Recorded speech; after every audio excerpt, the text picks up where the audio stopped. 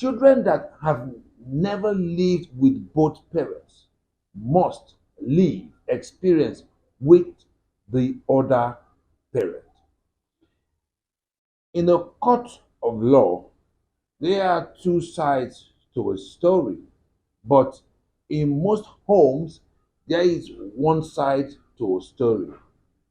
It's either the mother is telling the story of what happened or the dad, but in most cases, dad don't have the opportunity to tell any story. So what I'm basically saying is children need to be aware that both parents must tell you the full information.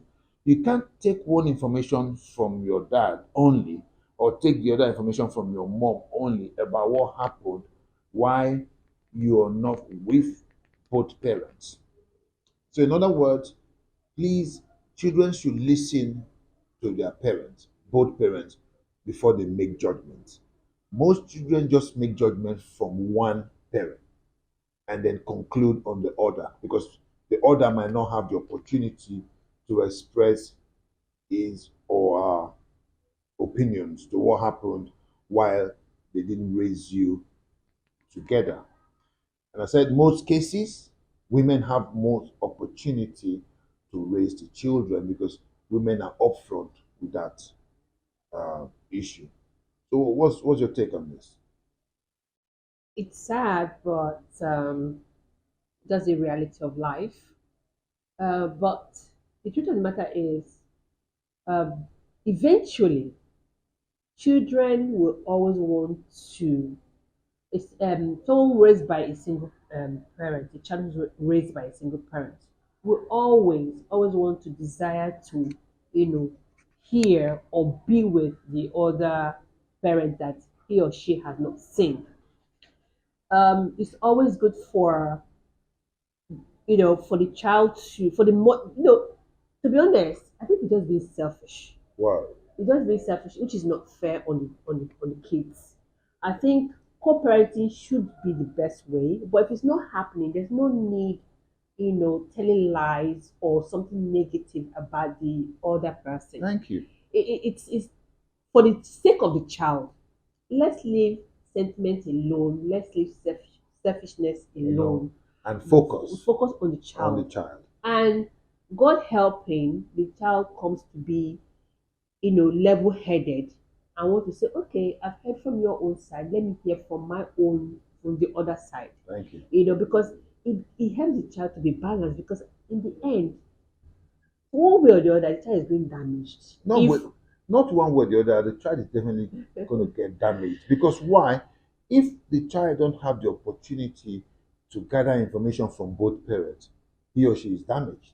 So what I'm saying, in other words, that children that have not lived, most children have not lived with both parents. They probably it have lived happens. more with their mom, and then they've not been opportune to live with their dad. So I just feel that before you judge, because you're no longer a toddler now, you're maybe above 18, and you still have that same resentment, that same, I don't want to speak to either my mom or my dad. Most cases is dads. You don't want to speak to your dad. I strongly feel that you should give that opportunity to ask questions. Have a good closure.